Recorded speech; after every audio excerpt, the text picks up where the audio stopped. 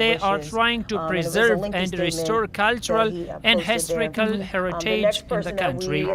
Mullah Abdul Haq Akhund Hamkar, Deputy Director of Narcotics Control, visited the medical center of drug addicts in Mazar Sharif of Balkh province. Mr. Hamkar thanked the officials of Balkh province for the control of drug addiction, for taking good care and treatment of drug addicts, and gave them the necessary recommendations. Also, during his trip to Kunduz province, he visited the special officers of anti-narcotics and read the decree of Amir al-Mu'minin Hafazahullah regarding the elimination of drugs. He also asked them to behave well with the people, tribal leaders, and officials. His death to our partners, and she says that he was in the Department of Statistics and Information of Gale province has distributed paper and electronic ID cards to 22,000 people in the first 6 months of 1403. It's worth mentioning that in the first 6 months of the current year, The center has collected economic and social figures and information of this province through 161 statistical forums, and besides that, it has monitored the food safety survey and collected the prices of 291 food and non-food items from the market. So there was somebody who sent us That's a all message. for They were tonight. trying to find Thank you so much their for watching. niece, Have a good night. Earlier today, and they were concerned.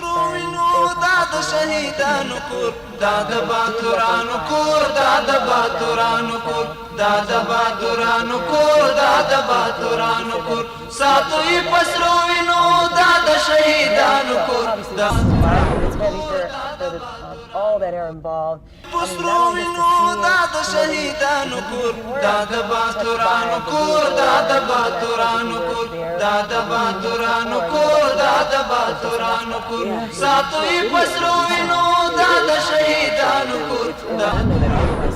just the on that corner of Bourbon Street before. Good evening and welcome to this hour's news. I'm Suleiman Talash and this is RTA News. Today is Friday, November 8, 2024. Maulavi Abdul Salam Hanafi, the administrative deputy of the Prime Minister, met with a number of Shia leaders. In this meeting, Asadullah Sadati spoke on behalf of others, and besides expressing his happiness on the provision of national security, he also mentioned the need for the efforts of the compatriots to strengthen stability and peace in the country. Maulavi Abdul Salam Hanafi said that Afghanistan is the joint home of all, and the Islamic Emirate is the service of the Afghan nation as a responsible government. Mr. Hanafi also said that the development of the country is possible as a result of the efforts of all compatriots, and asked all the compatriots to unite to defend the territorial integrity of the country and